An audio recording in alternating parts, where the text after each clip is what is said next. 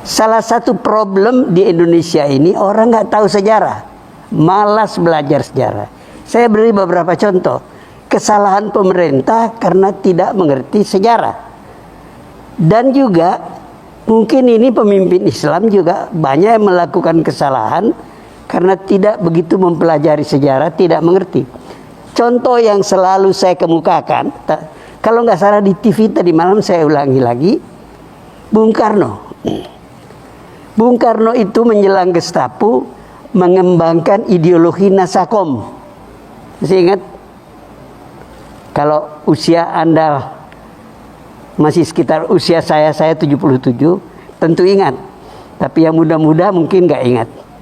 Jadi Nasakom ini gagasan Bung Karno tahun 26. Setelah pemberontakan PKI, Silungkang, Jakarta, dan Banten. Kalah, tumpas oleh Belanda.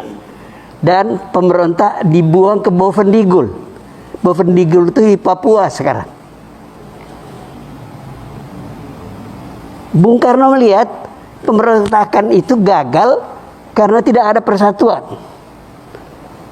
Itu komunis saja. Jadi Bung Karno mengajak persatuan nasionalis, Islam, dan komunis. Nggak ada masalah waktu itu. Kenapa tidak ada masalah? Komunis belum jadi ancaman bagi orang Indonesia.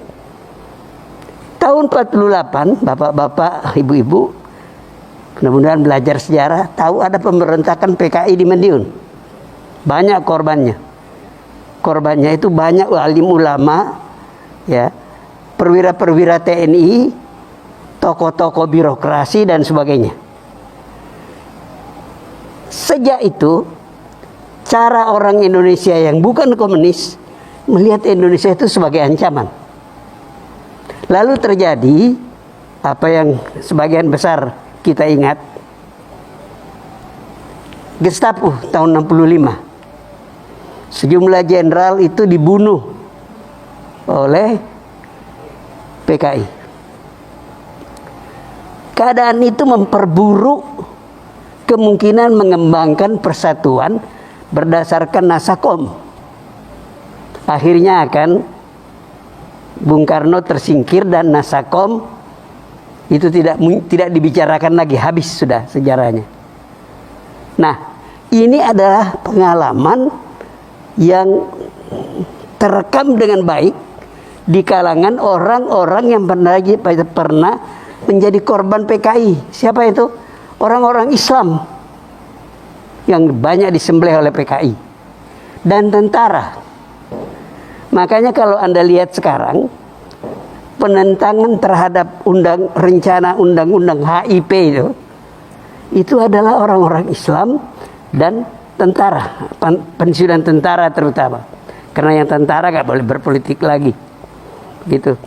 Nah, saya mengatakan seandainya Bung Karno tahun-tahun demokrasi terpimpin sejak 59 sampai tahun 65 menyadari, mempelajari sejarah itu, beliau tidak berkutat mempertahankan Nasakom. Karena mempertahankan Nasakom itulah maka dia akhirnya tersingkir. Nah, ketika undang-undang HIP itu mulai muncul, orang Islam teringat, ini kalau dibiarkan ini akan kembali kepada Nasakom. Tentara juga ini berbahaya. Kalau ini dibiarkan, itu bisa kejadian pembantaian seperti dulu. Nah, apakah ada kemungkinan ke sana? Apakah ada bahaya itu ada? Saya adalah orang sejak beberapa tahun terakhir berapi-api bicara, baik di kuliah-kuliah saya, ceramah-ceramah saya, dan di televisi. Apa yang saya katakan? Komunis itu sudah bangkrut. Uni Soviet bubar. Cina jadi kapitalis. Vietnam jadi kapitalis. Ada partai komunis di negeri itu. Tapi ideologi komunis tidak lagi mereka jalankan. Tapi kalau Anda tanya, saya baca kemarin ada berita dari Beijing, Xi Jinping itu masih menyebut komunis. Tapi nggak ada praktik komunis lagi. Saya berkali-kali ke Tiongkok, itu kapitalis betul. Sudah mati itu ideologi. Lah kok masih takut kita di Indonesia? Pengalaman kita menunjukkan di zaman Nasakom sebelum Gestapo, PKI itu berlindung di balik Soekarno untuk menindas orang Islam. Hamka di penjara, sejumlah tokoh-tokoh Masyumi di penjara, tokoh-tokoh Islam. Selain orang seperti Mokhtar Lubis, ya, orang seperti Syahrir, itu semua musuhnya PKI, penjara. Baru bebas setelah Gestapo, dibebaskan oleh pemerintahan Orde Baru. Jadi orang ada ketakutan, jangan sampai PKI itu menyelusup ke dalam PDIP, ya, dan dari dalam menggunakan tangan pemerintah menindas orang Islam. Jangan lupa ada anak PKI namanya Ripka Ciptaning, pernah dengar gak? Yang menulis buku Bangga Jadi Anak PKI, oke? Dan dia itu adalah pengurus PDIP, dan dia mengatakan di partai itu ada 2 anak PKI. Apakah dia mau mendirikan partai komunis? Tidak. Tapi dia bisa menggunakan kekuasaan itu meminjam tangan pemerintah, membalaskan dendamnya kepada orang-orang Islam. Ini yang ditakutkan oleh orang Islam, bukan partai komunisnya. Partai itu sudah bangkrut, habis sudah. Jadi kembali lagi, mengapa ini saya jadikan contoh? Karena Bung Karno tidak mempelajari sejarah dengan benar, bahwa gagasan tahun 26 tidak bisa dipakai lagi di tahun 60-an.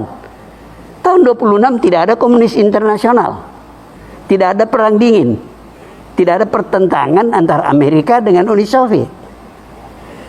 Ketika Bung Karno berapi-api bicara persatuan berdasarkan Nasakom di zaman demokrasi terpimpin antara tahun 59 sampai Gestapo, keadaan dunia sudah berubah.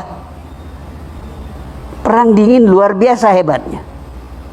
Dan Indonesia tidak bisa terbebas dari perang dingin itu.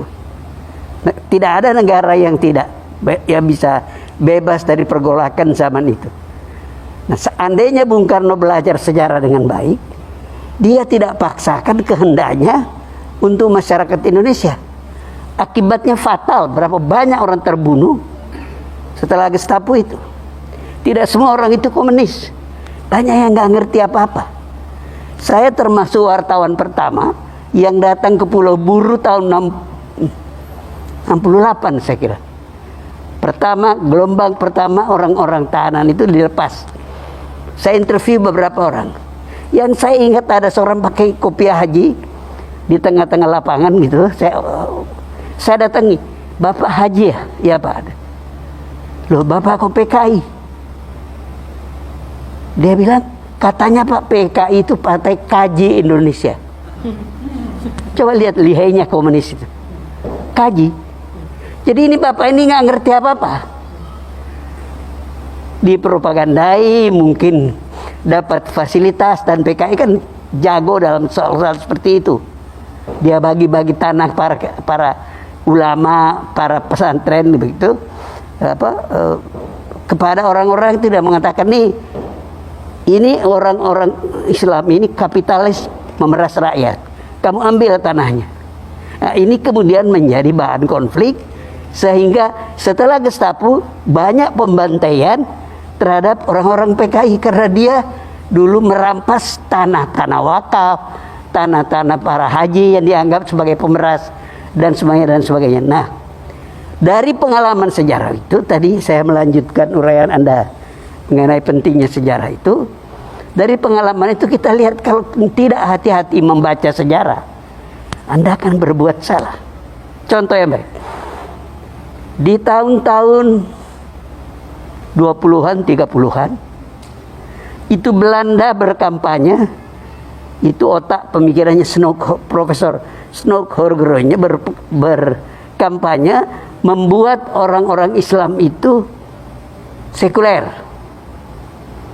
Mereka difasilitasi dan dikirim ke Belanda dan sebagainya.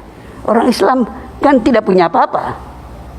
Lalu berkembanglah gagasan uzlah. Uzlah itu artinya bahasa Inggrisnya stay away from, jauhi sekolah-sekolah Belanda, sekolah-sekolah kafir, begitu ya. Nah, setelah kita merdeka, kesalahan itu dikoreksi karena disadari itu berbahaya bagi umat Islam. Yang mengoreksi itu adalah Haji Wahid Hasyim, bapaknya Gus Dur. Itu kabinet RIS tahun 49-50. Saya ingat karena saya adalah generasi itu. Saya masuk sekolah dasar itu tahun 49. Dan waktu itu dikampanyekan orang Islam nggak apa-apa masuk sekolah pemerintah. Ini pemerintah kita, Republik Indonesia. Nah, itu menarik. Kalau Anda hitung-hitung anak-anak Islam mulai masuk sekolah umum, kalau Anda hitung 6 tahun sekolah dasar, 6 tahun sekolah menengah, SMP, SMA, ya, maka tahun berapa itu? 49, 12 tahun nih. Itu pada tahun-tahun itu untuk pertama kali Anda melihat orang sholat pakai dasi. Pertama kali Anda melihat musola-musola di kantor-kantor. Oke, kalau dihitung di militer, kelanjutannya ini tambah 3 tahun akademi militer, lulusan akademi militer ditambah 21 tahun, jenderal-jenderal anak santri adalah Faisal Tanjung, bapaknya tokoh Muhammadiyah. Dan banyak orang-orang ini, mereka mengubah tentara Indonesia menjadi tidak haram lagi bagi anak-anak pesantren. Pada zaman Faisal Tanjung itu, anak-anak pesantren boleh masuk akademi militer. Di kemudian hari, Anda lihat banyak markas-markas Kodam yang ada masjidnya bagus-bagus. Itu akibat kesadaran sejarah bahwa tidak bisa kita teruskan kebijakan zaman kolonial ke zaman merdeka. Jadi apa yang Ustadz tadi sampaikan, itu saya memberikan bukti saja bahwa itu penting sekali.